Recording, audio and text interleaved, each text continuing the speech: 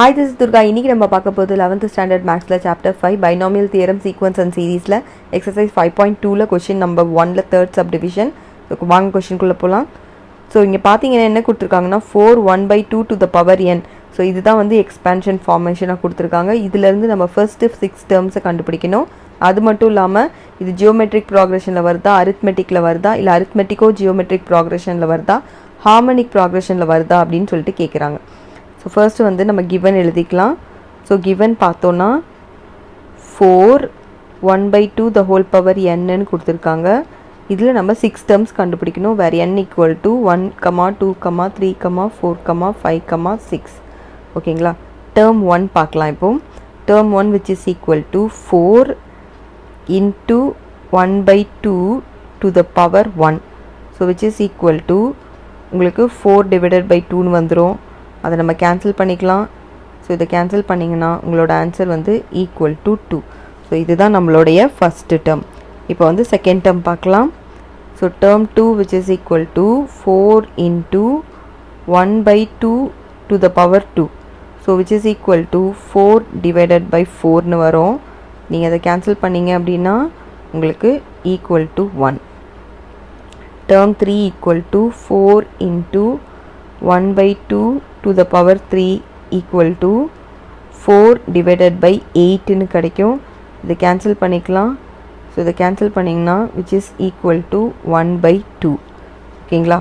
Fourth term பார்க்கலாம். So T4 which is equal to 4 into 1/2 to the power 4. So 2 to the power 4னா 8 2 16ல வரும். So 4 divided by 16. இதை cancel பண்ணோன்னா இது 1 time, இது 4 times கிடைக்கும் which is equal to 1/4. term 5 பார்க்கலாம். so term 5 which is equal to 4 into 1 divided by 2 to the power 5 which is equal to 4 divided by 32 ன்னு கிடைக்கும். இதை கேன்சல் பண்ணிங்க அப்படின்னா உங்களுக்கு 4 1 times, இது வந்து 8 times ன்னு வரும் which is equal to 1/8.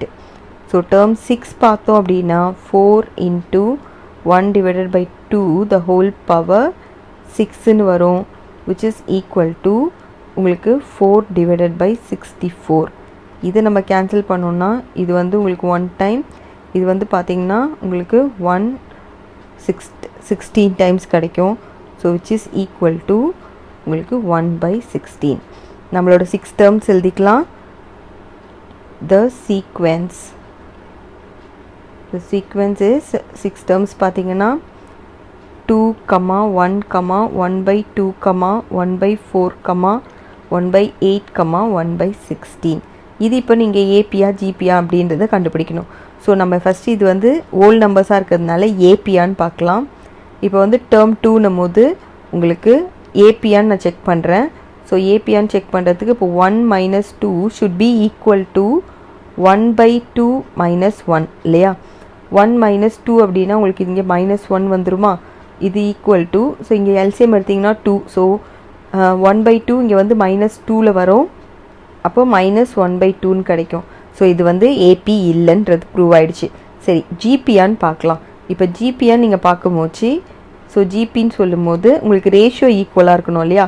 அப்போது term 2 divided by term 1 which should be equal to term 3 divided by term 2. அது நீங்கள் 1/2 divided by 1 போட்டாலுமே அது ஈக்குவல் தான். அப்போது இது வந்து ஜிபின்றது கன்ஃபார்ம் ஆகிடுச்சு. ஏன்னா உங்களுக்கு வந்து இந்த ரெண்டுமே ஈக்குவலாக இருக்குது. ஸோ அப்போ நீங்கள் என்ன எழுதணுன்னா the given sequence is in GPன்னு போட்டு கம்ப்ளீட் பண்ணிக்கோங்க.